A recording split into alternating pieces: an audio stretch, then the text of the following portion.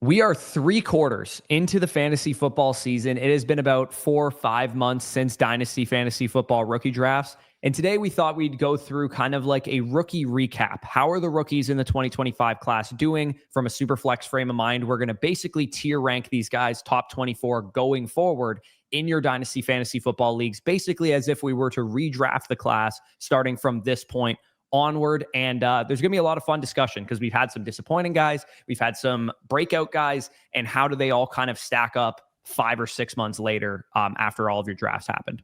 Yeah, for sure. A lot has happened in this NFL season. A lot of guys that have exceeded expectations, like you said. A lot of guys that maybe we expect a little bit more of. Ultimately, here, just we want to bridge the gap between what's actually happened so far and projecting what could happen in the future. It's going to be something that we look back on this offseason and say, oh my God, how did you have Luther Burden so low? Because weeks 11 through 17, he was a 13-point per game scorer. Or how did you have, X players so high? Because the second half of the year, their production really fell down. We're trying to consider all the information at our disposal right now. So there's going to be some projecting, and there's also going to be some, stack coding here. Yeah, for sure. So what we're going to do is basically draft this. So Danny, you're going to have the first pick. If we redrafted today, now going forward, who is the first rookie that you're taking? Again, we are doing this from a super flex frame of mind, not a one quarterback frame of mind. Yeah, and I think the guy that's really jumped off the page in terms of just how dominant he's been as a production player has been Emeka Egbuka, wide receiver of your Tampa Bay Buccaneers. I'll keep it as simple as this. Over 2 yards per route run on the season, over 70 receiving yards per game on the season, and a 26% target share. Despite, coming into the game or coming into the season, people were like, well, Mike Evans is there. Chris Godwin's going to be back. Maybe Jalen McMillan plays a role. Now, obviously for McMillan, sucks the nature that happened in the preseason with the neck, but we just saw the opportunity open up for Emeka Egbuka, and he has taken each and every opportunity as it's come by. He's got the opportunity to be on the field. He looks great. He's got the opportunity to be the wide receiver 2 to Mike Evans. He looks great. He's got the opportunity now with Mike Evans out for the season to be the wide receiver 1, and he has been functioning exactly like that. Now, I am curious just how much is the hamstring still an issue? Because obviously the last couple of weeks, the production hasn't been as good. Or is it just more so, like you've mentioned, defense is playing him differently without another threat? Yeah, I mean, we're seeing kind of everything under the sun for Egbuka right now. Like you said, we saw what it looked like when he was operating with some help. We're seeing now that he's getting the targets because he doesn't have really any other threats for targets on the team, but defenses are playing him differently. So, I mean, point blank period, this is a guy that if we were doing startups right now would go first off the board in this class. Just most likely for most people across the second round pick. And this is a guy who's a second round pick. This is a 23-year-old wide receiver who is currently the wide receiver 9 in fantasy points per game. Like, that's just a stone cold fact. What is the most predictive stuff going forward? How you do in fantasy football to how you're going to do in the future in fantasy football, especially when you factor in like the long-term outlook of this situation. Mike Evans has threatened retirement before. Mike Evans, I would say at most, is going to play one more year in the NFL. Chris Godwin is 29 years old, still coming off another major injury. We should see him come back down the second half of the season. We'll see how that affects Egbuka, but like, this is a situation with Baker Mayfield locked up for the long term. He's probably going to get an extension, I would imagine, after this year. Jason Light and the Buccaneers team know how to build a roster. They're going to build around Emeka Egbuka as their future number 1. This is a guy that I feel confident saying in redraft next year will also probably be like a second round redraft pick. And you can feel confident in him going forward as a solidified wide receiver 1 type of asset. Yeah, there's not much else to say with Egbuka. We saw him be a 20-point per game scorer in the first 5 weeks, even with other receivers in the fold. We can move on to the 102, Corey. And I think there's more discussion at this pick. Are you going to go with the pre-draft 101? You're going to go with maybe a receiver that we were talking about could potentially race to this range? Like, I'm curious, do you value, I would assume, Tedro McMillan or Ashton Genty as the 102? Yeah, like you said, there's a couple different options. And I would say, like, before we get into this territory, like, Genty, at the very least, can't be really thought of a tier ahead of the other top running backs in this class. Because going into the rookie draft season, that's how we thought of Genty. He was the 101 very clearly. He was a tier above the Amarian Hamptons and the Quinshon Judkins, the Trevion Henderson. I think given the Raiders situation and how it hasn't looked great, and there's not really much hope for it to get better in the immediate short-term future, I am going to go with Tedro McMillan here, because Tedro McMillan, when you stack up like the metrics and how he's actually performed and everything that you would want to see from a young rookie wide receiver who's 22 years old, he has a 28% target share, 13.9 PPR points per game. And I think all of us, both of us included, would say that his 13.9 points per game could be closer to 15, 16, 17 by the end of his rookie season, because he's really starting to come into his own. beat single man coverage, deal with, like, he's getting all of the coverage looks shaded towards him right now. He's been this team's number one receiver since the very first game of the season. And he also leads all rookie wide receivers in PFF receiving grade. 1.99 yards per route run is the second highest among receivers with enough qualifying routes, third highest if you include Luther Burden, who's played a little bit less playing time. So yeah, I think right now this is a guy who's again, locked and loaded Dynasty wide receiver 1. He's currently my wide receiver 10 in Dynasty right now. And I would, gun to my head, take him over Ashton Jeanty, because there's just a little bit of doubt creeping into people's minds about Jeanty, the player, about the Raiders situation, about Geno Smith being a long-term option, Chip Kelly and Pete Carroll as a coaching staff. The offensive line's been a train wreck. Like, there's enough there that, yes, Dynasty, we don't want to value situation too much, but it factors in the short term. Yeah, I mean, like, I understand the rationale. I mean, for starters, if you're looking at overall points scored on the season, 11 games, keep that in mind. They still have their bye week in week 14. But just giving this, to show you guys, as the season is stacked up, all the usable weeks for these players. He's the wide receiver 9 in fantasy. Now, obviously, points per game wise, he kind of goes down a little bit, but 13.9 is no slouch.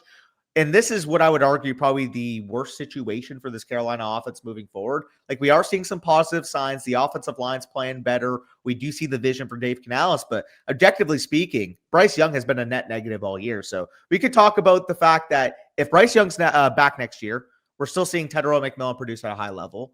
But there's also the off chance, like, what if they go and they make a move at quarterback? Like, they get a quarterback upgrade, and all of a sudden, Tedero McMillan, we're talking about legitimately as a top 6 wide receiver potential in fantasy.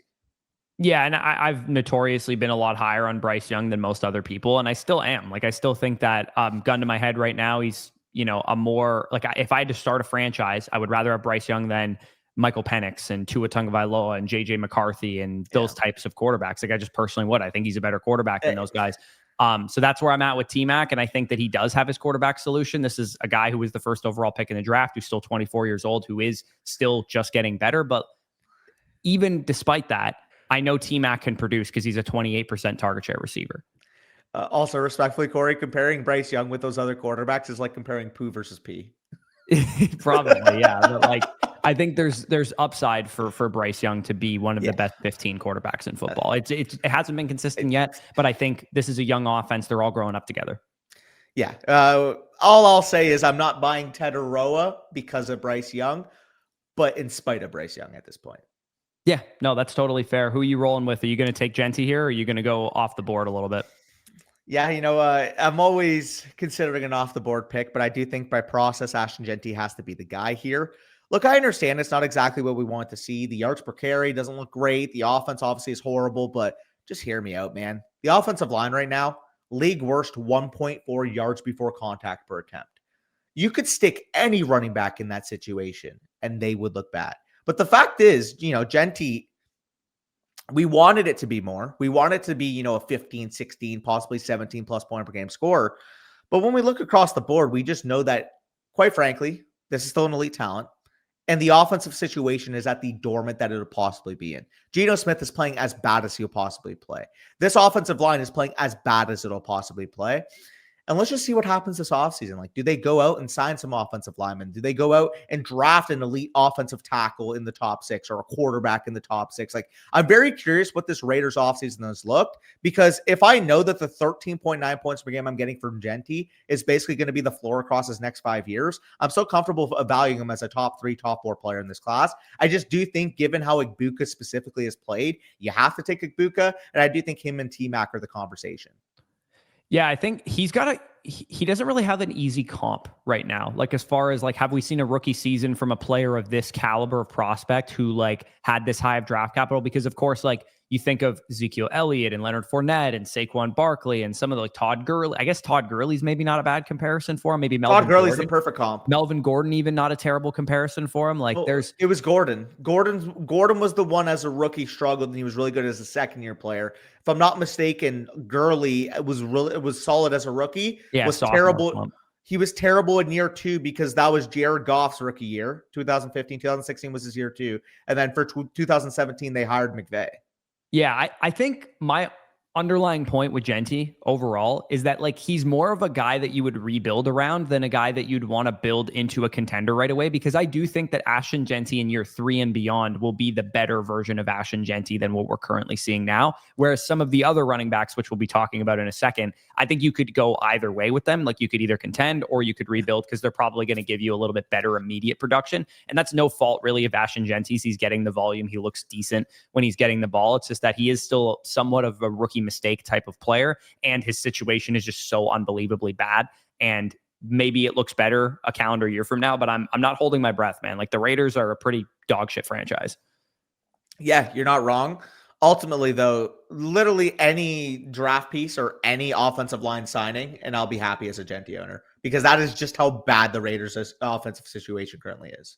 Yeah. These 3 guys are the only ones in which I have ranked inside my top 24 overall startup superflex assets. So there is kind of like a mini tier break into guys that I would consider like early first round picks. So my next pick here, I'm just going to move it down to the early first tier, unless you have any major objections that these guys should be in the same tier as Genty, McMillan, and Igbuka.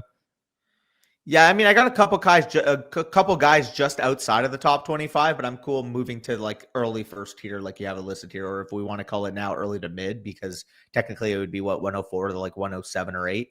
Yeah. And the player I'm going to be taking is Amari Hampton. And I can say confidently that if he didn't get injured, he'd probably be close to 101. Honestly, like I think it's possible that he would be ahead of Igbuka, McMillan, and Genty, and maybe be the consensus Dynasty RB3 at the very least, because we were just about to see it with Hampton, and then he suffered that knee injury, and he's been out basically since like week 4, week 5. But in the games that he did play, we saw Amari Hampton average 15 points per game, 4.8 yards per carry, 3.79 yards after contact per attempt. His rushing grade is the second highest among all rookie running backs. Total yardage per game, rushing and receiving, he's the highest among all rookie running backs.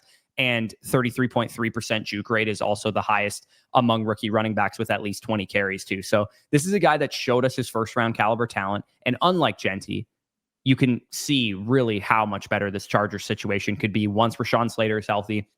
Once Joe Alt is healthy. Of course, you have Justin Herbert, Ladd McConkey, Quentin Johnson's a young player that's kind of broken out. Trey Harris, I've seen Matt Harmon say on a per route basis, he's actually been pretty good. He's just not getting the routes right now. Like Aronde Gadsden at tight end. Like this is a great offense to be a part of. Yeah, my concerns are always going to come with the offensive line, because of course, I mean, at least unlike Genty, you have the stable of an elite quarterback. You have the stable of pass game weapons that just take pressure off. We just need the Chargers offensive line to play better. Now, sure, obviously, Rashawn Slater, he should be healthy next year. Joe Alt, you're hoping he gets fully healthy. But I do think they have to replace 3 interior starters. I really do. Yeah, I mean, I think Becton's been good when he's been healthy, but he also has been banged up all year. Unreliable. Like, my thought process is like by week 17, it wouldn't shock me if I have Amari Hampton ranked straight up over Genty in my Dynasty running back rankings, because if he finishes the season strong, again, I feel so much more optimistic about the Chargers offensive line getting better going forward. I feel so much more optimistic about the Chargers offense as a whole because they have Justin Herbert and they have all these other weapons. Yeah, no, I think that's perfectly reasonable. I think for me, there would be 3 guys in this consideration for the 104. Hampton definitely being amongst them. For reference, I'm not going to say the exact names, but 27, 28, and 30 would be my next 3 rated players after those top 3. Yeah, you might as well go ahead with the 105 here. Who do you got? Yeah, and it's tough because these guys are literally back-to-back. They're 27 and 28 for me right now. And I can't really pick one or the other. They're both my loves, but I'm going to have to pick one or the other because I do have to go at this point with TreVeyon Henderson based off just how much point production we're seeing. Once he got that full-time RB1 workload, we're not talking about an RB1 in fantasy. We're talking about a guy that can contend for RB1 in fantasy. There is levels to this shit, and the way TreVeyon Henderson has been playing is at that next level. The only elephant in the room right now is the Ramondre Stevenson situation. Sure, rest of the season, he could be a pest. Weeks 12 through 17, Ramondre Stevenson can get some touches that we're screaming at our screen saying, Vrabel, you are the absolute worst. Get this freaking guy out of the game. I don't want to see 245-pound Ramondre Stevenson on my screen. I know that's going to be said amongst so many living rooms in the NFL, amongst you guys like watching games going forward. But especially for next year on, where are you going to have this guy in your redraft rankings? Like, we have seen the breakout. We have seen the receiving skill set. We have seen him actually be good on the goal line, especially on Thursday Night Football against the Jets. Like, he's checking every single box. Yeah, so I'm going to disagree with you here because I know Really? the two players you're caught between, and not Yeah, only are neither of them my next two players, that's neither of fine. them are my next three players. That's So outrageous. it's not here. Let me just push Yeah. back on your argument a little bit. Go Trevion ahead. Henderson, obvious stud, dude. 4.9 yards per carry, 3.99 yards after contact per attempt. But this is the New England Patriots and Josh McDaniels. If it's Yeah. not Ramondre Stevenson, it'll be somebody else. They're going to use somebody else in tandem with Trevion Henderson. That's not necessarily a bad thing. Let's give him the Alvin Kamara treatment. Let's give him the DeAndre Swift early career treatment. I just think that Trevion Henderson, until he actually like outplays and completely Which he has, a guy like Ramondre Stevenson when he's on the field, when Ramondre Stevenson's on the field, I can't get there yet. I'll be there pretty soon if he continues to do what he's doing with Stevenson on the field. 2 of his last 3 games, 5+ targets, and we saw James White be an RB1 in fantasy with, I think, 70 total carries on the season? Yes, of course. With McDaniels? But again, Ramondre Stevenson was not on the field for those 2 games. And I think that's not what I'm saying. I'm saying James White was an RB1 in fantasy with Josh McDaniels as his OC, and a year we had 70 carries. We could lose Trevion Henderson. Instead of an 18, 19 carry per game player, he's a 14, 15 carry per game player if we're getting a receiving skill set. And I think he's shown that on display. I agree with you. I will be there in exactly 7 calendar days time, depending on what the split looks like between Stevenson and Trevion. But Trevion was not a workhorse in college. Trevion was not a workhorse before Stevenson's injury. So until I actually see him, which he's never been one since his freshman season at Ohio State, until I actually see him be a workhorse or at least be like a consistent 15 to 20 touch per game guy, I'm going to keep him around the 107 or whatever where I have him ranked if we redraft it today, which is still top 12 dynasty running back for me. I still feel very, very confident in him as an asset. I would just prefer a couple of other guys, most of which do not even play his position, where it's more of just like what position would you need kind of thing. Yeah, I just frankly think the Ramondre Stevenson thing is a moot point after this year. I think you're probably right about that, but at the same time, I think it's possible that they do use other running backs in tandem with Henderson going forward, just the way that they did at Ohio State with Judkins and some of the other guys that they did. Sure, just like Jahmyr Gibbs wasn't getting his full workload at Alabama, and then now he became a high in RB1. I just think, frankly, when these guys show it, you got to trust them. You're right, but in my prospect model, Jahmyr Gibbs was a much better prospect than Trevion Henderson, and also didn't have nearly the injury history that Trevion Henderson has. Obviously, draft capital is going to change it a little bit because you're talking about 12th overall versus, I think, 39th, 40th overall, which was where Trevion Henderson went. But like I said, you can't put the cat back in the bag once it comes out. You're right. I think that he'll be, in terms of career trajectory, a lot of people want to project the Jahmyr Gibbs career trajectory. I think that it's going to be closer to DeAndre Swift, in my opinion, disagree. Who's been a multi-time RB1 and a top 24 running back every season of his career. So that's not a negative. It definitely is a negative. Don't say it's not a negative. It's definitely a negative. Anyway, I will move on to my next player here. And again, we are doing this from a superflex frame of mind. I'm going to take Jackson Dart because you can't take him over Henderson, bro. Is that the one you said you would? No, you can't. You can't. No, you can't. Why not? You can't, because you're talking about legitimately a potential top 5 running back in fantasy. I'm talking about a guy who's a QB1 his rookie season right now, brother. And we're talking about this from a super flex frame of mind. Yeah. I will absolutely take Jackson Dart over. You should take him over Hampton then. He's right behind Hampton in my rankings. So it's a conversation for sure. Yeah. I have Jackson Dart ranked as a top 36 player in Dynasty right now. And the reason for that is that he is currently QB 13 in fantasy points per game. He is QB 10 in points per game among players who have played at least 80% of the games this season. Jackson Dart runs the ball, man. Jackson Dart doesn't have Malik Neighbors out there. Like, when this guy has Malik Neighbors back, and I actually expect that the Giants will be aggressive in adding a secondary wide receiver as well, because we heard rumors of them being involved in like Jalen Waddle and Chris Olave and some of the guys at the deadline.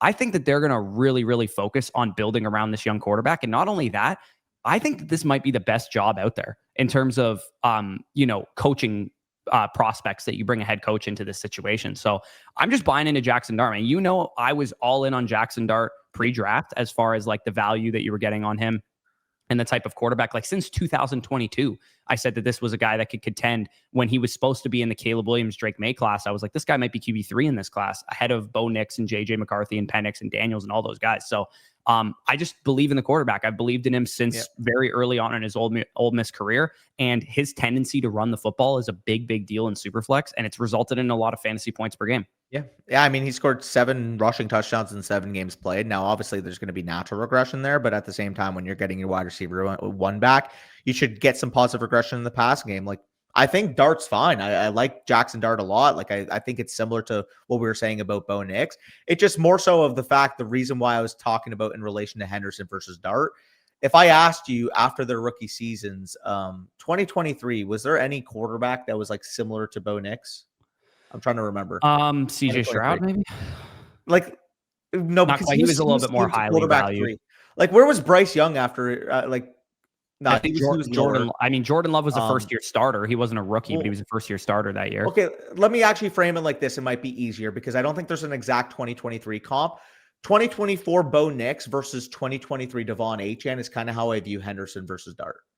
Yeah, In terms of I like think after that's the fair. rookie seasons. And let me come correct for 1 second. Jackson Dart is QB 10 in points per game, but that factored in 3 games in which he was just a packages player. Since he's taken over the starting job, guess how many quarterbacks have scored more fantasy points per game than Jackson Dart? He's probably like a top 8-ish guy because he scored 7 touchdowns rushing in 7 starts. So yeah, like if we did that, 7, he's probably averaging like 21 points per game, 22 points per game. Only Josh Allen's been better.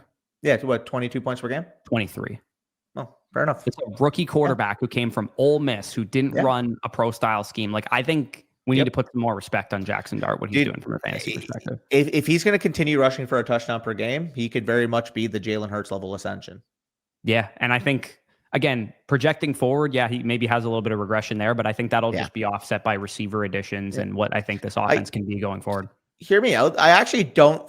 I know people are never going to like think about this like that, but I actually don't think Jalen Hurts is the worst comp for Dart. No, it's not a bad comp at all. I think that my comp, like not my comp for him, but like coming out, he did remind me a lot of Bo, and I think Bo Nix and him, in terms of like dynasty value, when you factor in that even though Dart is a rookie and Bo Nix is a second-year quarterback, there are like almost 4 years of age apart as well, because Jackson Dart was a young 22-year-old coming out and Bo Nix was like 24 and a half when he came out of school. Yeah, the low-hanging fruits, people are going to be like, Jackson Dart's some type of combination of like Bo Nix and Baker Mayfield and Daniel Jones. Like everybody's just going to throw those names out there. Whites. But like, I actually think Hurts is probably the best one. Yeah. No, I just think that this is a top 36 startup asset, man. Like whether we want to put it that way or not, like that sample size of him being 23.1 points per game also includes a game in which he left early with a concussion. Yeah. No, you're definitely making a fair point. I personally would take those 2 running backs, but I mean, Dart should be one of the big riders on this list, realistically. Like, we're going to look at this top 24 and think, well, who else can really rise as much as he has? I think he's going to be that main one. The guy that you could make the argument based off our rankings is the biggest faller. Again, not really, in my opinion, to a fault of his own. We have a situation where they don't really know how to use him. Now he gets banged up right before his breakout, but I'm still taking the leap of faith on Travis Hunter. Now, least shocking thing in the world, you guys were going to see me draft Travis Hunter. But man, I think we were truly robbed of the second half breakout. I think we were going to see the snap share fully go up. He played 87% of the snaps going into the bye week. And then he comes down with an injury to his, I think it was his PCL that he needed surgery on. Yeah, it was the same injury Rashee Rice suffered. Yeah, which fucking unfortunate. Because again, we can always talk about the what if. We can always say, well, if he stayed healthy, this would have happened. If he stayed healthy, this wouldn't have happened. Like everybody who was pro Travis Hunter would say he's going to break out down that stretch. Everybody who is anti Travis Hunter is going to say, well, he had that one good game, but who's to say he was going to do anything going forward? Yeah, you could truly cut him either way, depending on what you thought. Literally, he is the perfect like pre-draft bias player because truly his season could be painted in any way you want, depending on your perspective. To me, my glass half full perspective was he was outplaying Brian Thomas Jr. He played his most snaps of his NFL career before the bye week. And everything we were hearing out of the bye was that he was going to take a wide receiver 1 level ascension. We were truly robbed of what could have potentially been. I mean, if we're talking down the stretch, like he could have been a 16 point per game producer or more after that breakout game for sure. Yeah, and it's just so frustrating because it was going to happen and we were robbed of it. And now we're going to have to lament about this for the next 7 to 8 months until he's back on the football field. Oh yeah, specifically you're going to have to lament about this. No. Well, Travis Hunter haters are going to have to too, because realistically, they're going to be talking. And then guess what? Travis Hunter's going to go out there game 1, drop a 25.8 fantasy point day, and people are going to be like, well, I mean, he always had the talent to do it. We were just hurt. Like people change their arguments depending on what the information currently at their hands is. Yeah, like There's two more guys that I have ranked ahead of Travis Hunter. So if we redrafted today, what did you just pick him? 107? I would pick him, well, I guess 109 based on my current rankings. And it's just factoring in that maybe he's coming back slowly from the injury. And like, it was only a 1-game sample size, but like you, I believed in the player and I knew it was coming for the rest of the season. Like you said, the thing that I'm just most irritated with is that we didn't get to see it for like a sustained period of time, because now you and I are going to have to sit here and talk about like it was coming, like trust us, like because it was like the theoretical production was there. The theoretical production was there. I know it's just annoying that now we're going to have to deal with people in the comments section going, "There's no way you can take Travis Hunter even in the first round or whatever," and it's like. Again, I want to be perfectly clear that Danny would have taken him like 2 picks ago, and I have him ranked at 109. So if you're going to yell at anyone in the comments, it will be Danny, not me. Yell at me for drafting the guy I comped to Odell Beckham Jr. with the highest prospect grade I've ever graded out as the wide receiver 1 in the class, and feeling like I'm worthwhile of taking a staff for him at the 107. You have him graded higher than Harrison? Absolutely. Neighbors? Yeah. Really? Okay. I didn't have him graded that high. Dude, he was Odell Beckham III. Yeah. I mean, I had him lower than London Odunze, Neighbors, Harrison, Garrett, like a couple other guys in that range. Yeah. I think we're looking at a Hall of Fame talent. Yeah, I don't just like I'm just mostly annoyed that we didn't get to see it. Because now we're gonna have to lament about it all offseason. Now, the next two guys that I have rated here, we kind of depend on format. Are you in a tight end premium? Are you not in tight end premium? And then the other running back, the other big 4 running back that is in this territory. It's you took your on-brand guy. I'll take my on-brand guy. My on-brand guy going into the draft process was, in fact, Quinshon Judkins. So I'm going to roll with Quinshon here, even though in a, any kind of tight end premium, you could argue that Tyler Warren maybe should have gone like 106 or like 105 even potentially. Judkins plays for one of the worst teams in the NFL right now and is averaging 12.6 PPR points per game, 3.43 yards after contact per attempt, is third among all rookies, second among all rookies that have played most of their games in total yardage per game. The problem for Judkins, I guess, if we were redrafting today, is similar to Genty. Where's the light at the end of this tunnel? The Browns' offensive line sucks. The quarterback situation, well, I mean, we'll see what Shedeur does the rest of the season. It's possible he, plays his way into getting a year 2 audition or something like that.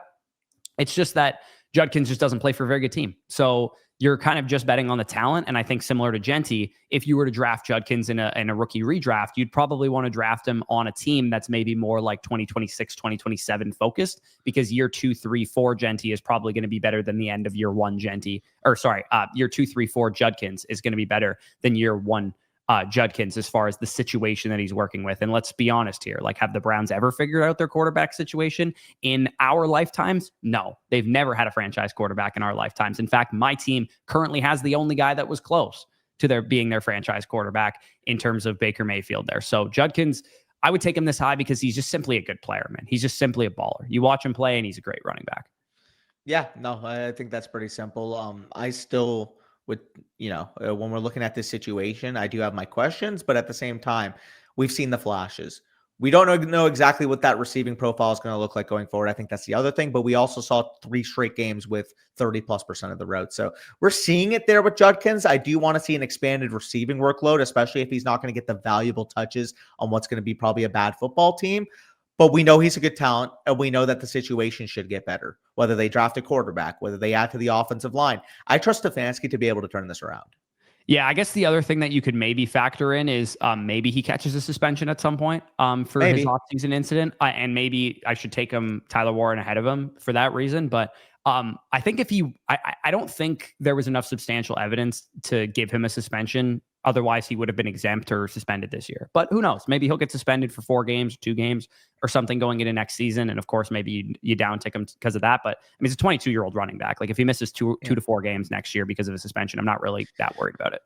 Yeah, for sure. And I think the next player that has to be off the board here is probably Tyler Warren. Again, obviously, I want to, speak on my guy Loveland, but realistically, all jokes aside, Tyler Warren is a full-time starter. Tyler Warren's been a top 5 tight end in fantasy. Tyler Warren could very well finish this season higher. Again, I will reserve my judgment because I do think in year 2 we could see Loveland take a step, but at this point it would be complete take lock if I didn't flip them in my rankings. Yeah, exactly. And I'm glad you recognize that it would 100% be complete take lock if you didn't put Warren ahead, just because Warren's produced better. And this was kind of always the thesis for why I took Warren higher in Dynasty rookie drafts to begin with, which is that I just thought he was going to get out to a better start to his career. He was an older prospect. He was a little bit more pro-ready than Colston Loveland.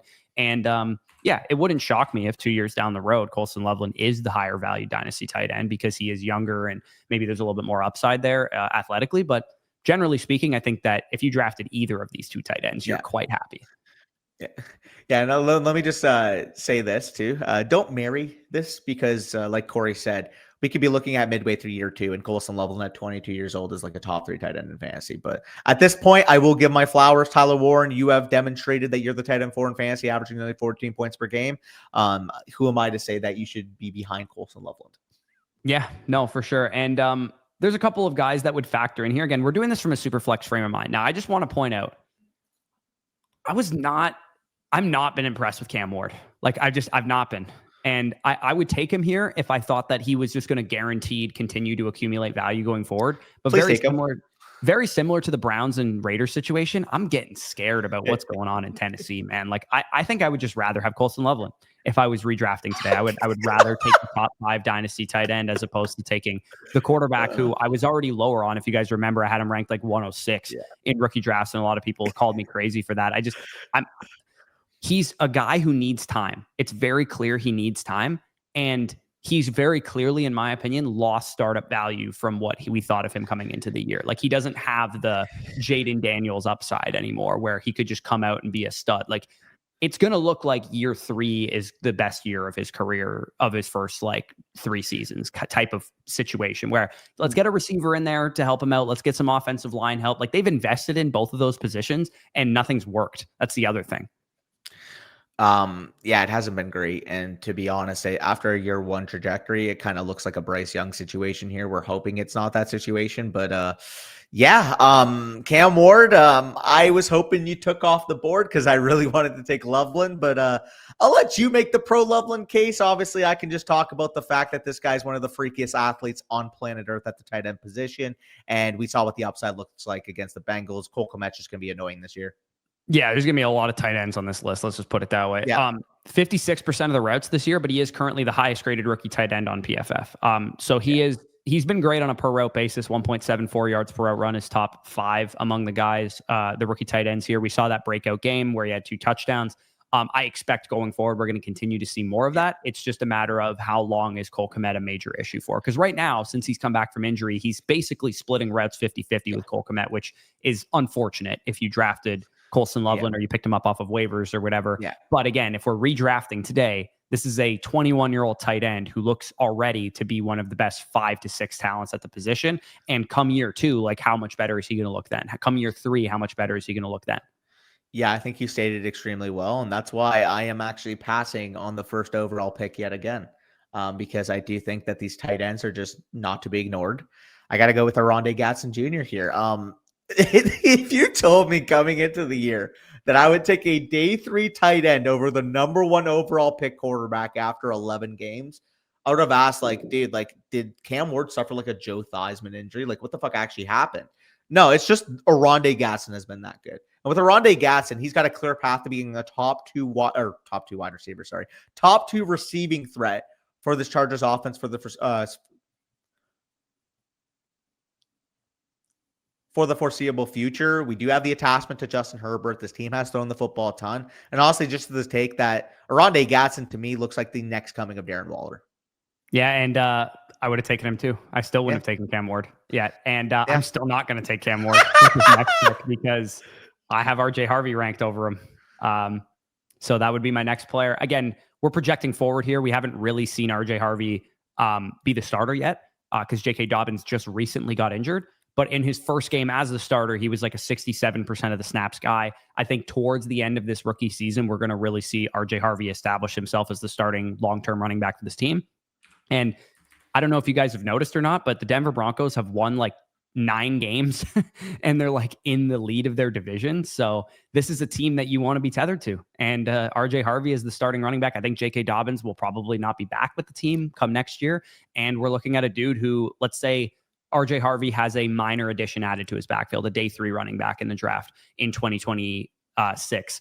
Where does RJ Harvey go in redraft next year? He's probably a 4th round pick. He was already basically a 4th round pick this year. Yeah, if he finishes the year strong, I can see him being a 4th-round pick again.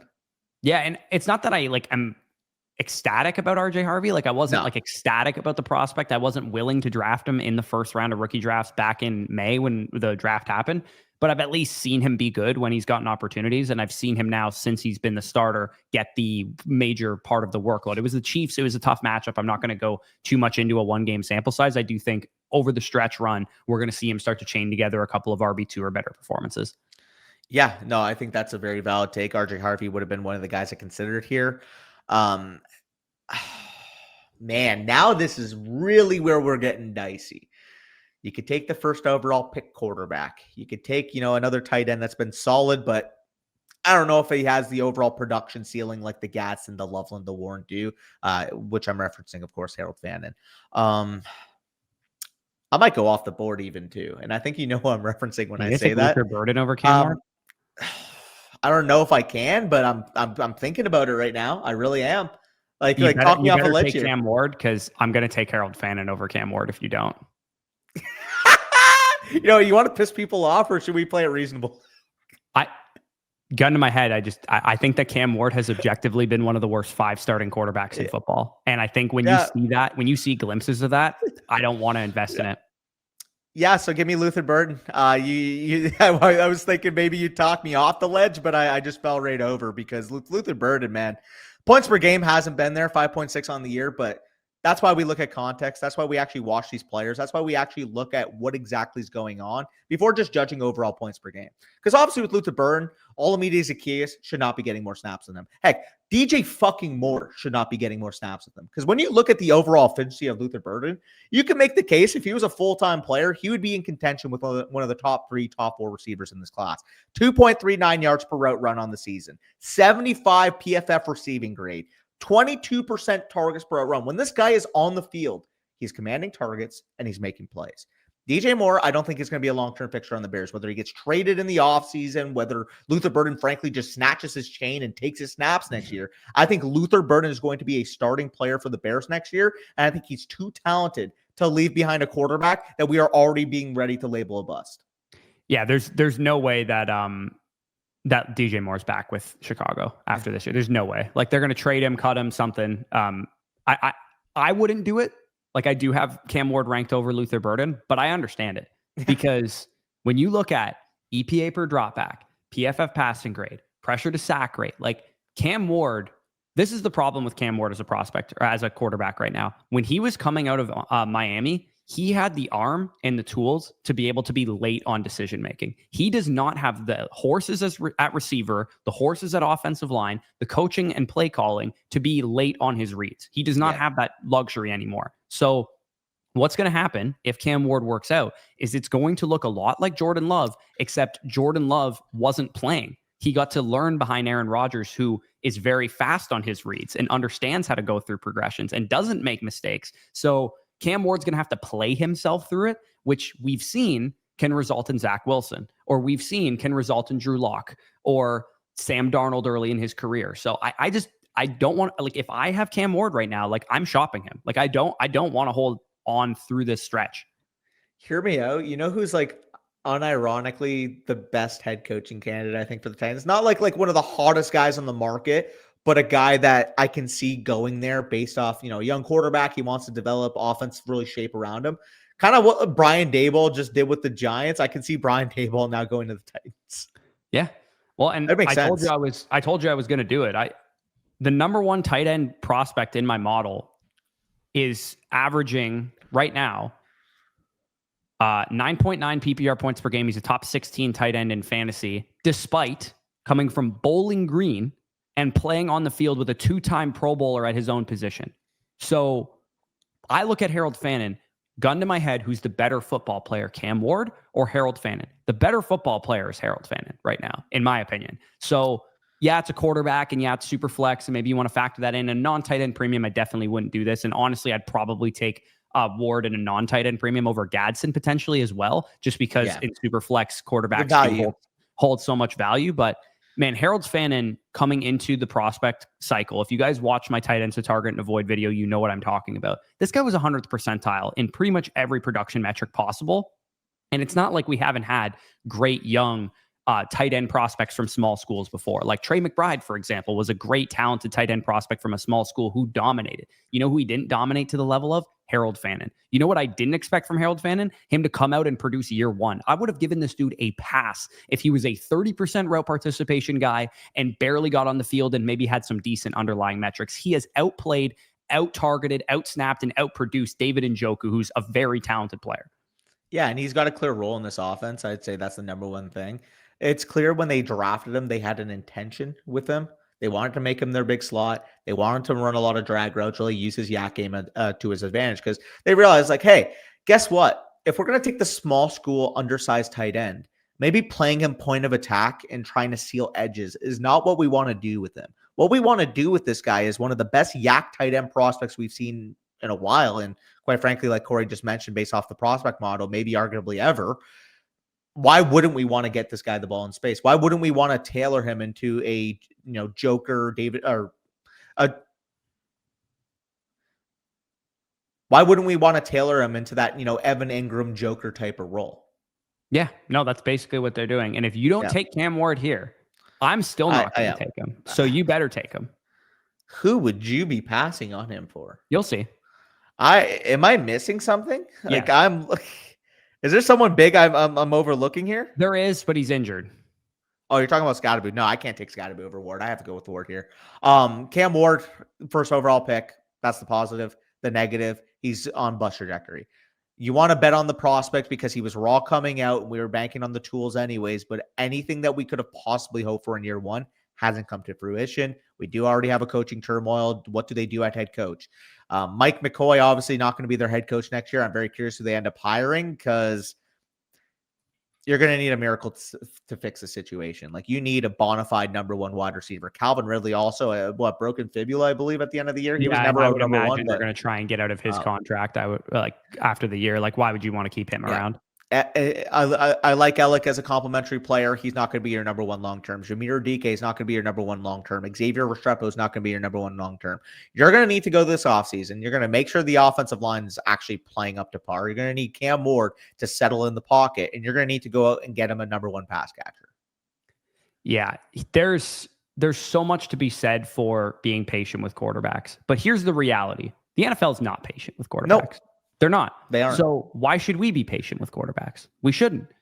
So could he be the next Sam Darnold, who a team gives up on too fast and he finds success elsewhere? Sure. But do you want to know what Sam Darnold was once worth in Dynasty? A 4th round rookie pick. So I don't want to be standing there holding the bag, hoping that Cam Ward's the next Sam Darnold or Daniel Jones or Baker Mayfield, when this is what his EPA efficiency looks like right now. Only JJ McCarthy has been worse. Dylan Gabriel is outplaying him in EPA efficiency right now. Like, this is not good, dude. This is not good. You don't want to bet on players with this career trajectory. You just don't. Could he turn into something like you said? Was he raw coming out? All true. Is the Titan situation a mess? Bad coaching, bad offensive line, bad weapons? Sure. But is it going to be magically fixed in the offseason? I can't imagine all of that stuff will be magically fixed. Maybe marginally improved. Yeah. So I don't disagree. I do think this is where he needs to go in a redraft, simply because in principle, the 203, it's hard to see him completely getting lower than this within this year. You're going to have an out where if you don't like Cam Ward, you could probably at least get a mid to late second for him. And like, that's kind of like the saving grace here is I would say he's not going to be worth a 3rd or worse until at least year 3 or year 4. Yeah. Yeah. And I would say midway through his second season, it's possible that people are like, this guy just can't play the guitar. Like, he just can't play quarterback. Maybe. He's not an NFL quarterback. Like, it's possible. Because, like, the difference between him and Bryce Young, because you brought up Bryce Young as a potential comparison for him, is the caliber of prospect that Bryce Young was and the youth that Bryce Young had on his side as well. He didn't have the number of starts that Cam Ward had. He didn't have the journey through, like, Incarnate Ward and then Washington State and Miami. They're having basically identical rookie seasons. They are. But Bryce Young was a significantly better prospect. Sure, but I don't think that's relevant at this point. Like, I think Bryce Young is not like the good pro for. I'm Cam talking Ward, rookie year Bryce Young versus current rookie year Cam Ward. Like, why I was more willing to bet on Bryce Young to figure things out than I was Cam Ward, because both of them were in objectively terrible situations as rookies too. Well, whether we were willing to bet on Bryce Young or not is a moot point at this point, because he has just simply not played like a good quality NFL quarterback. Like that's really what it's come down to. So if Bryce Young's the pro for Cam Ward, like that makes you even less happy about it. Yeah, well, exactly. And that's my point here is that I'm one of the few people that still believe that Bryce Young can be a franchise quarterback, and think about how much better of a prospect Bryce Young was. And think of also, too, I think Bryce Young's had a very good run out as far as what his team has done around him. I think they were able to make a lot of offensive line additions. I think they were able to add a number one wide receiver. They were able to add a very nice, coaching staff in Dave Canales. Like, once Cam Ward gets all that stuff, I still think he'll be worse than the run out of Bryce Young because he was worse prospect. Maybe. I mean, yeah, Bryce Young is battling getting replaced at this point. This is, in my opinion, that's kind of, and I'm not going to call it the ceiling. Obviously, he could be Jordan Love. Jordan Love is the ceiling for Cam Ward. I mean, there's just a difference in tangible traits there, too. Like, I love Bryce Young, but like he would wish for the arm talent that Cam Ward has at this point. Sure, but I think that Bryce Young is significantly better at reading a defense. I think that Bryce Young is significantly better in structure. I think that Bryce Young is also more I don't disagree. Too, like, Corey, I don't disagree. All I'm going to say is if you applied Bryce Young's intangibles with Cam Ward's tangibles, maybe you'd get a good quarterback. Yeah. Again, this is not where you want to be if you're Cam Ward, if you're a Titans fan too. You don't want to be here. Sorry, Sammy.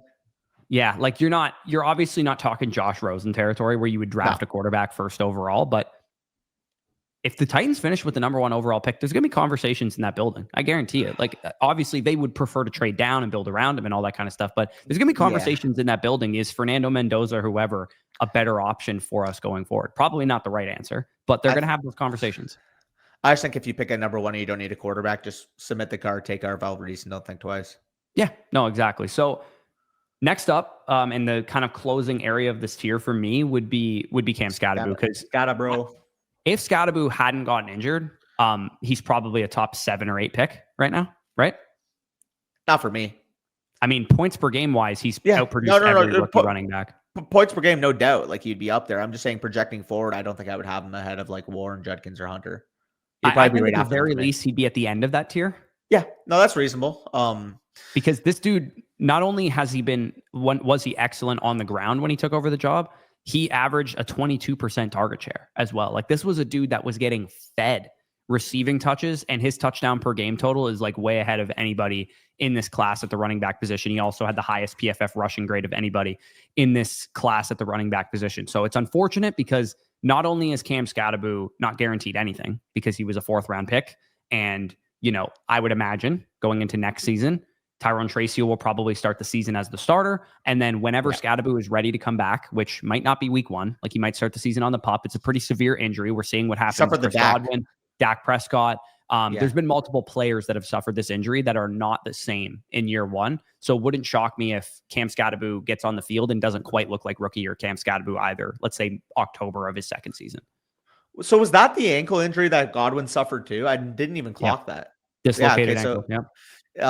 Not a fun thing to come back on. And you can speak on Godwin. I can speak from a Dak perspective. He never really truly fully regained his mobility. And even until like recently, we didn't even see recently, I think he's been more mobile than he was even for the next couple of years after the injury. Like 2021, 22, Dak couldn't move. Now, obviously context, Scatterboo, he's 23 years old. He plays a different position. He's more athletic. Well, it's actually worse for his position than it is for a quarterback. No, I know, but I'm just saying, like, Dak wasn't like forced to run. Even though he had more natural rushing tendencies, the fact of the matter is because he was playing quarterback, maybe some opportunities, like mentally, he would want to scramble on before the injury, he stopped himself for. You could speak about it in relation to Godwin. Like, how did he look for, like, I'll say the first 6 to 7 games back? I mean, he only played 3 games before getting re-injured again. So I would say that Scatterboo's his youth being on his side is definitely great, but he also plays a position in which a dislocated ankle is more detrimental to his game. Yeah, style wise too, than a wide receiver even, and definitely than a quarterback. So I think that you got to feel pretty bearish on Cam Scatterboo's health right now. And if you're buying into Cam Scatterboo, like if you wanted to go buy him, you're kind of doing so with the expectation that his value is going to fluctuate over the next calendar year. Yeah, just know if you sink like a mid-second into Scatterboo because you want to go buy him, just know that mid-second could possibly be worth a mid-third in market value if the injury recovery doesn't look as fruity. But like you said, you're just kind of accepting volatility there. I am curious. So if we're looking at it, Scatterboo ran a 4.65 40-yard dash and just suffered a dislocated ankle. what juice are we getting when he's back? Like, are we getting a 4-8 that's runner? the thing that everybody's going to be worried about. It's possible he's young and it doesn't affect him too much. And by November of his second season, he looks like the same exact player. It's very possible, but it also is probably more likely that he doesn't look like that. What's your hope at this point, though? Maybe like a David Montgomery style run out if he's able to get back healthy. Well, he was as athletic as David Montgomery before the injury. No, but that's what I'm saying. Like what are you exactly like hoping for? If he I would turns say into like David Montgomery, I would consider that a major win. Major. I agree, but that's what I'm saying. It's like we have to be realistic with what his market value ceiling actually is. Because I do think when we take him at the 206, Javonte Williams. Yeah, but like he loses a bunch of value for a couple years, potentially. Yeah. Well, that's what I'm asking, Corey. So basically, I know some people might argue for Scadaboo higher. The reason why I'm saying we're probably lower on him in relation to where the market is that it could look ugly, man. It could look like a situation where you spend that mid-second round pick relative, where we have him ranked 206, and you don't get that type of return for 3 years. Yeah, no, exactly. What pick did we just make? The 204? 204, I believe, yeah. Okay, yeah. Let's try and rattle through these next couple picks a little faster if we can here. But who are you rolling with? Because I lied. There actually is one more player that I would consider in this tier because in my overall startup rankings, he's in this tier as well. Interesting who you're referring to. I am going to lean. Ooh, I mean, there's the upside with Bashal Tuden if they don't sign Travis Etienne. Woody Marks could be in consideration here, but I just genuinely think he's not their long-term answer at running back, so I don't think I want to take the plunge there. A Jaden Higgins type makes sense. A Tez Johnson maybe makes sense if he could be a top-tier receiver on that team. I don't think it's as set in stone as you're making it out to be. There's one player that you didn't mention there that I would select with the next selection. Player I'm missing?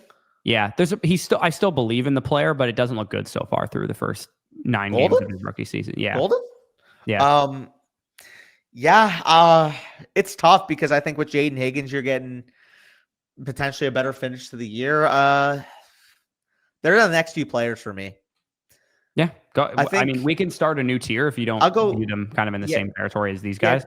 Drop a tier down for sure. I definitely think they should be a tier down.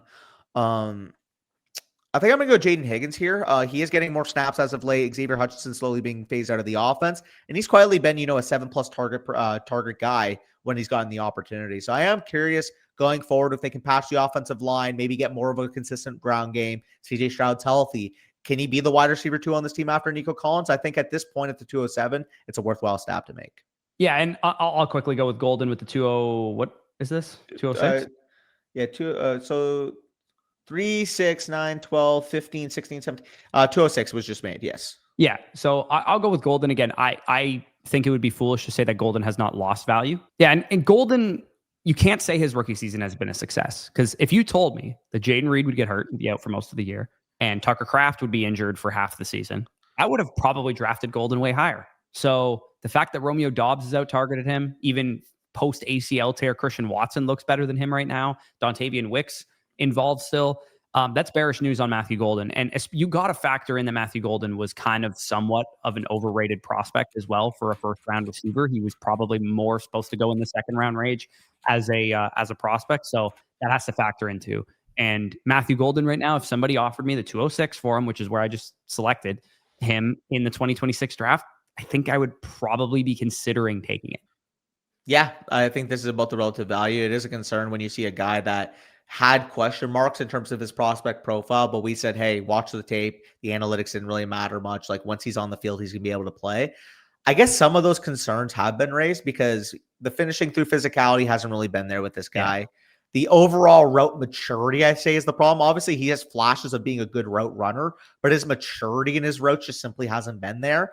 And if he's not going to be earning consistent snaps over Dontavian Wicks, who gives the coaching staff every reason to take him off the field after multiple drops, like, what are we looking at here? Jaden Reed's going to be back. Christian Watson has looked good when he's flashed. Romeo Doubs, I always make that mistake, has taken that next step as a player. And Tucker Kraft is the focal point of this offense. We don't usually say there's too many, too many pieces of pie, or what's the term? What's too many mouths to feed? Too many mouths to feed, not enough slices of pie. But that's exactly what I think the situation might have developed into for Matthew Golden. We drafted him thinking he would be the number 1 potentially on this team. And I would say at this point, it would be a great run out if he was the number 2 or number 3. Yeah, it's very similar to what it reminds me of is Quentin Johnston's rookie season, where in Yeah. Quentin Johnston's rookie season, Mike Williams tore his ACL in week 2. And I was like, if Oh you would yeah. have told me that Mike Williams would tear his ACL in week 2, I would have drafted Quentin Johnston in the 4th round. So that factors in when you know that Reed went down in week 2 and you know that Kraft went down in week 9 or whatever week it was. So Yeah. you have to factor that in, that he's had the opportunity. He's had the opportunity to go out there and run routes, earn targets, and he's simply not ready for it. Will he be ready eventually? It's possible.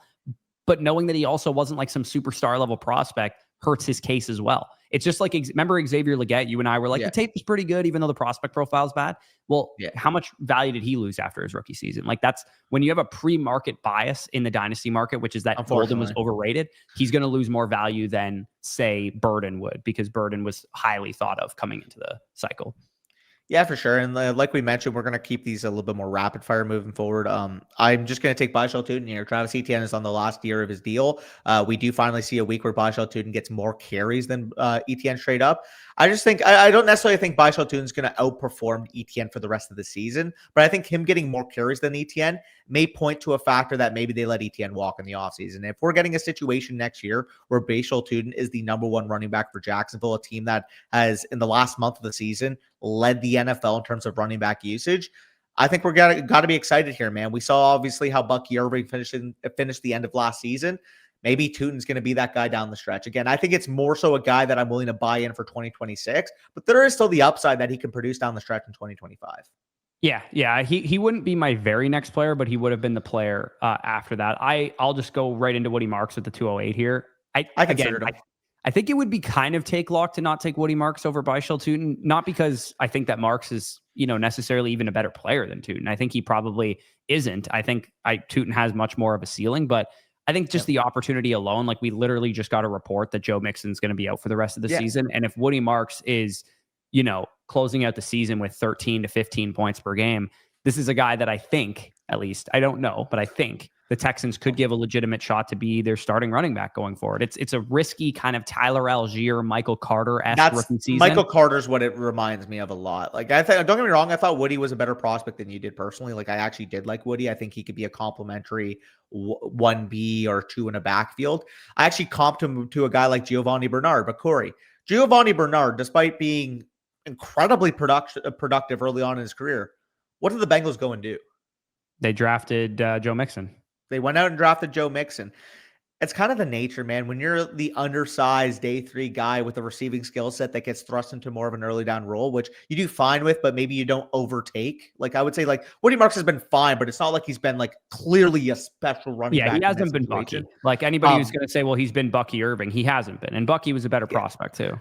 Yeah, and I think that would be my worry. It's like, what if that team says, you know what? Like, we like Woody. He could be our pass down guy, but we need a true Judkins type of grinder. We need let's draft a Patron Allen.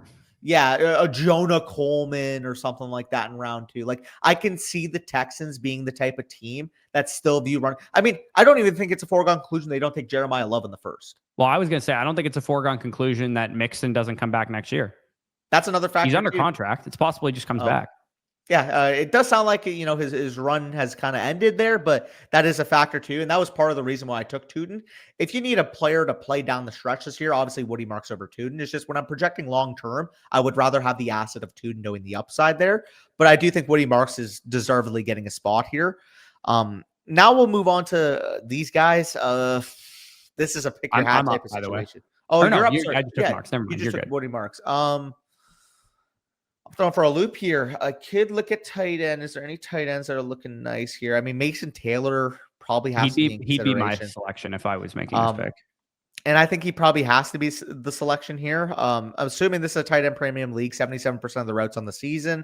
Points per game hasn't been great, but nothing about the Jets really realistically has been great. The thing with Mason Taylor, though, is he has flashed some upside, and we do hopefully get a consistent quarterback situation, because any rookie tight end already getting 77% of the routes, now thrown into a situation where you have quarterback turmoil every week. Like, is it going to be Tyrod starting? Is it going to be Field starting? Like, this season has been a mess for a young player trying to develop in a turmoil situation.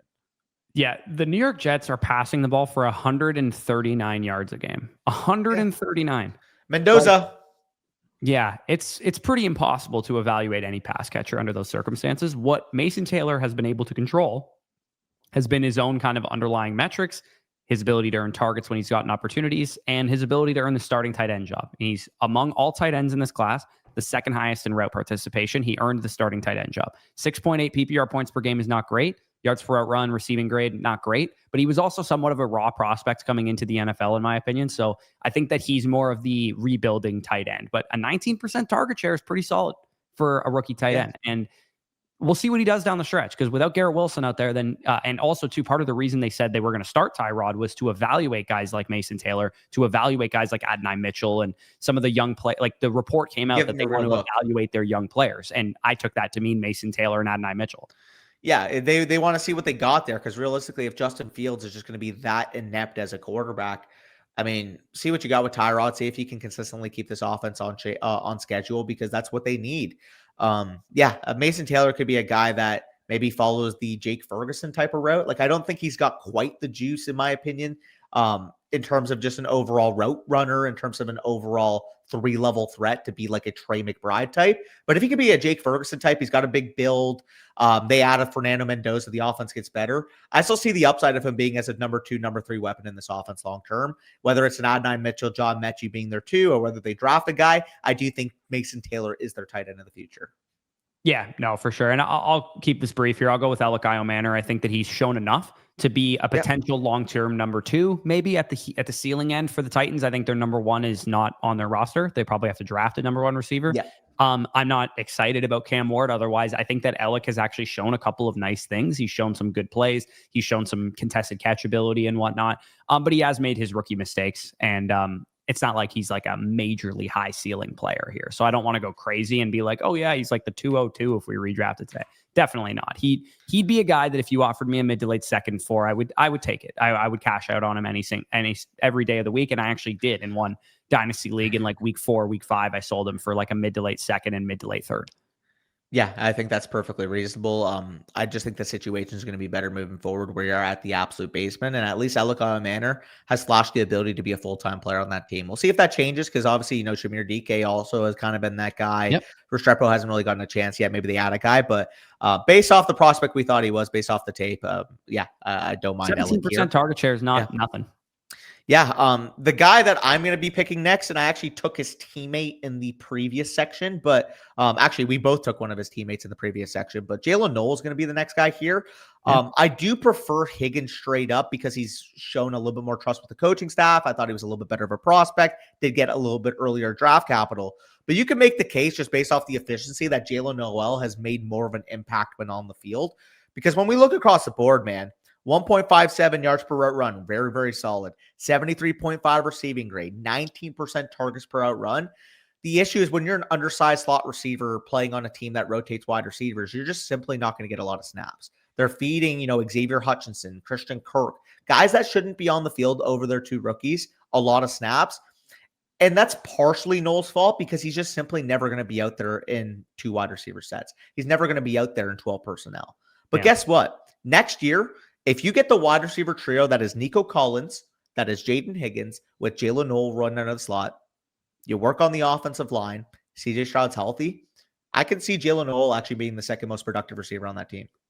Yeah.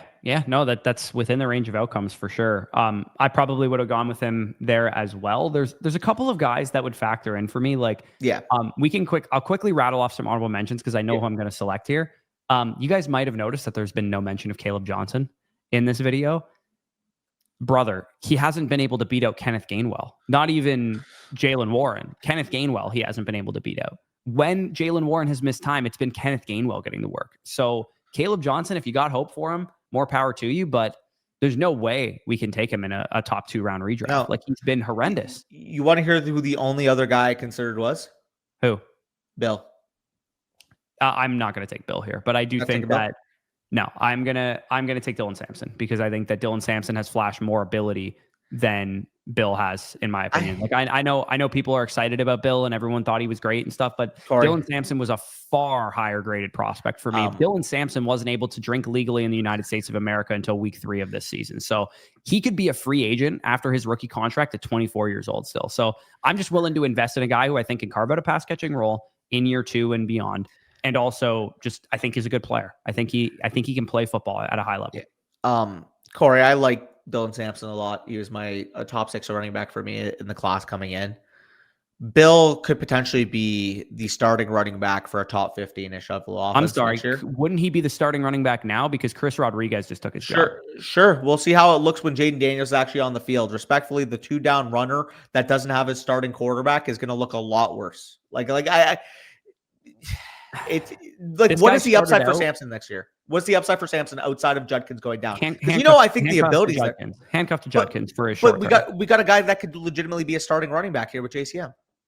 Yeah, I mean, if he was going to be a starting running back, he would be. He had Austin Eckler go down and Brian Robinson get traded. It's the same thing I said with Golden. If you told me that going into the season, we all would have drafted Bill in the 5th round. The Washington offense has been a train wreck overall. It hasn't been just Bill. So is he. Sure, so has Bill. The rookie 7th round pick, sure, he hasn't looked good. Nothing on that offense has looked good. Right, but if he's a rookie 7th round pick who hasn't looked good, what's to say the Commanders aren't drafting a hammer in the draft, which I believe they will. I just think the upside of him potentially being the starting running back next year supersedes that of knowing Sampson right now is going to be behind Judkins. I love Sampson, the talent. I wish he wasn't stuck in that situation. But Judkins fucking exists, man. If Sampson was on the Commanders right now, he'd probably be an RB2 in fantasy. No doubt. I hope Washington, if you're hearing this, if you can somehow pull off a Bill for frickin' Sampson swap, go and do it, because I need this guy with opportunity. It's not going to come. And it's not going to come probably until he's a free agent and he signs somewhere, and he's probably, or the only hope maybe is he's a Tony Pollard situation, I think is the best comp right now. Yeah, my thoughts on Bill. I wasn't a fan the whole time, and I think I'm being proven right here. I just don't think he's going to be a significant fantasy contributor at any point in his career. Yeah, the other guy I will mention is the honorable mention, because this is the official top 24. We do have the few there you can list off with Tyler Shuck, Jalen Milroe, Caleb Johnson, guys that had graphics. The one guy that we didn't have a graphic for, but I think is worthwhile here, is going to be Kyle Monangai. You could have also made the argument of a guy like Tez Johnson, Terrence Ferguson, etc., listed down below here. Yeah, I think Kyle Monangai has proven enough. And same goes for Trey Harris hasn't proven much, but on a per route basis, Matt Harmon's been impressed with his charting and whatnot. So that's maybe worth just a mention at the end. But yeah, Shadur he could possibly play his way into an audition in his second year. So I'm not going to rule that out. I don't think Dylan Gabriel is going to be much of anything. Not really worried about that. But yeah, there's some honorable mentions here. The one guy, I think, if we were wrong about this, who's the one guy that is going to end up being let's say even a top 15 rookie redraft asset by the time we redraft this, let's say in June of next year. Tyler Shuck has looked decent so far. I would say he's the one guy that I could see potentially getting the Davis Mills treatment from Houston, where they gave him a year to start and their team wasn't ready to compete anyway. So they just took best player available in the draft and rolled with Tyler Shuck for another year because they spent the 2nd round pick on the guy. So again, Dylan Sampson, Jalen Noel, you could easily put Tyler Shuck ahead of those guys, just given that he does have the opportunity to start another year. I will point one thing, though. If they get a top 2 pick, I don't think there's any possibility he's the starter next year. I mean, if you're New Orleans, though, and you spent the 2nd round pick on this guy and you believe in him to potentially have franchise quarterback appeal, what's to say they don't trade down, collect more picks, fill out the roster and whatnot? Corey, that's just not how the offense functions. Realistically, Tyler Shuck wasn't a good enough prospect to keep you off of drafting a quarterback if you go 2-15. No, but right now he's the 13th highest graded quarterback on PFF, averaging over 7 yards per attempt. He's been good enough that if he looked decent down the stretch, they would maybe talk that because him looking decent down the stretch would also result in them probably having the 8th or the 9th pick as opposed to the 2nd pick. I mean, the 2nd round pick spent on him doesn't really matter at this point if Spencer Rattler started for the first 9 games of the season. I really do think if you're a 2-15 football team, Tyler Shuck could play well for the rest of the season, but if you're winning 2 games and you have the opportunity to drop the Mendoza, Moore, even a Simpson for that matter. He's probably not playing well, and also that you win 2 games. It's probably he plays well and you win 4 or 5 games, or he plays okay and you win 2 games. Yeah, I'll take some stuff back if they end up winning 5 or 6 games or something like that, or 4 or 5 games, and they end up being the 7th or the 8th pick. Because then at that point, it's what quarterback are you going to replace him with at 7th or 8th overall? You could take a wide receiver or an offensive tackle or a defensive lineman or something like that, and build the roster around the kid and give him one more year at the starting job. Yeah. Speaking of starting job, we had Milroe. Obviously, he's not going to start with Sam Darnold, but man, send him to the Raiders or something. Let's have fun at least. Can we just trade him to the Las Vegas Raiders? Yeah, I mean, I liked Milroe as like a mid-second round rookie pick because there was the opportunity that if Sam Darnold sucked, then Milroe could get in there. And Sam Darnold hasn't looked perfect. Like, I mean, we're coming off the heels of a game in which he threw 4 interceptions. But Milroe, at best, would get an opportunity to get in there in year 3 in Seattle right now. Like, he's probably not getting anywhere close to the starting job, so you can't really rank him any higher. He was a lotto ticket. I said at the time, Jalen Milroe could end up being a dead asset in 2 years. He could end up being Malik Willis. But if he's not, you got a top 15 startup pick in the mid-second round. Like, you had to take the swing on him. Yeah, which is totally reasonable. And also Hurston started a single game as a rookie, if I'm not mistaken. No, he did not. Mistaken either. Yeah, and so everyone said too, like, how is Hurts ever going to get in there? They have Carson Wentz for the next 10 years or whatever. It's like, well, what if Sam Darnold closes out the season the way that he kind of did in Minnesota, and then next year gets out to a struggling start? Who's to say they wouldn't want to see Jalen Milroe at that point? The other guy I was going to ask you about, Corey, it's a little bit of a question at this point. Like, is Evans going to be back? Is Godwin going to be back? Tez. Obviously. Yeah, is Tez. Because I also think McMillan's probably going to be back next year too. So realistically, even if he finishes the year strong, like, how optimistic can we get on him? If we redrafted today, he'd be an early to mid third round pick, but that's about as high as you can get on him because he is still undersized. As far as like what he can be for the offense, I would say like you're looking at a dude who can be Wan'Dale Robinson as his ceiling, in my opinion. Like, as far as like, and even production wise, I just don't envision him ever earning that number of targets in his career either. Like, that would be the tough part for me with Tez. I think he's a fine player. I think he can be a long-term wide receiver 3 for us, but I don't envision him ever being much more than that. Yeah, for sure. No, I just want to pick your brain there because I considered him, but I just thought Jalen Noel had an easier path to playing time. Yeah, I think Noel was also a much better prospect and has a little bit higher of a ceiling. He's better. Like, I mean, not a better athlete because they're both good athletes, but like Noel tested better and he had better separation marks and all that kind of stuff. Yeah, for sure. But I think we're pretty much set. 24 guys, some honorable mentions. Anybody else you want to lay to, or should we wrap this up? No, we could probably wrap this up. Anybody that we forgot, anybody that we're too low on, leave us down below in the comments. I imagine people are not going to like where Hunter went. I imagine people are not going to like where Ward and Scadaboo went. And I imagine people are not going to like where Woody Marks went. I think those are going to be the 4 names in which people are going to disagree. But again, we're trying to factor in both what they could do for the rest of the season to lead into the offseason, because whatever they do for the rest of the season is going to lead the conversation around these players in the Dynasty offseason. We get 6-8 months a year to talk about these players without them playing a single game. Like, that's how Dynasty works. So however they close out the season is going to be very indicative of what their future value looks like. Think of a guy like Ladd McConkey. At this point last year, Ladd McConkey was worth what? An early second round redraft pick if we had redrafted the 2024 class right now. And then by the end of the season, into the playoffs, we were looking at a guy who was a top 12 Dynasty wide receiver because of how he closed out that season. Yeah, same thing with BTJ. At weeks 11 to 17, I believe it was after the bye week, guy was scoring 23 points per game. Now, obviously, the second season hasn't been great for him, but we see rookies really step on. Like, let me ask you this, Corey. If there's one rookie on this list that we go back on the offseason and say week 11 through 17, holy crap, this guy took a next level. Like, who would be your pick for that guy? Because obviously mine would be Bird and yours would be Jackson Dart. Okay. Yeah, I think we could look back on this after the season is done and say that Jackson Dart might be the 101. Yeah, that's reasonable. It wouldn't shock me if by the end of this season, he is thought of to be a top 2 round startup pick lock, and at the very least be a top 4 redraft pick if we redrafted today. Yeah. And again, if I saw a guy that could really take a huge climb, I do think Woody Marks could take a pretty big climb as well. Yeah, no, Woody, I still get the Michael Carter feeling, but I can definitely see the market really like leaning into him if he averages like 15 points per game rest of the way. So I think that's a really good show too. Yeah, and Ward, for what it's worth, if Ward looks a lot better down the stretch, he could also take a big step and big leap in terms of how about we just don't finish the season as like one of the worst EPA per play quarterbacks? If you don't do that, then I'll have some upside and opportunity for you. But I need you to be better than a good throw once a game, because that's about what Ward's been. He's got to throw every game where you're like, there's Cam Ward. There's the guy that we saw at Miami. But then the rest of the quarterback play is just bad. Yeah, for sure. Okay, so that is our top 24 rookie redraft and kind of like our mid-season rookie report, so to speak, because we needed to talk about these guys from a Dynasty perspective. Are you trading for guys? Are you selling guys? Are you buying guys, holding guys, whatever the case is? Hopefully we gave you guys some good insight on what to do with these guys going forward. If you enjoyed this video, leave a like down below, subscribe to the channel if you're new around here. Check out flockfantasy.com, use the promo code FSE. try and use some of the tools that we have. The Dynasty trade calculator is customizable to your league settings. It'll value players appropriately based on the settings that you have. So if you're making Dynasty trades, if you're trying to buy some of these guys or sell some of these guys, you can be properly informed there. Dynasty rankings are up to date for Superflex for one quarterback. There's rookie picks 2026 and 2027 in those rankings.